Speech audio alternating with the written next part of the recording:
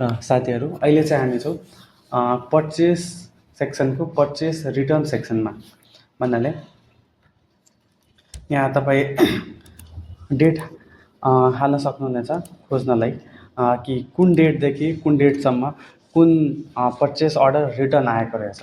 र यहाँ कुनै पर्चेस रिटर्न हामीलाई एड गर्नु छ भने सिम्पली हामी यहाँ क्रिएटमा क्लिक गर्छौँ।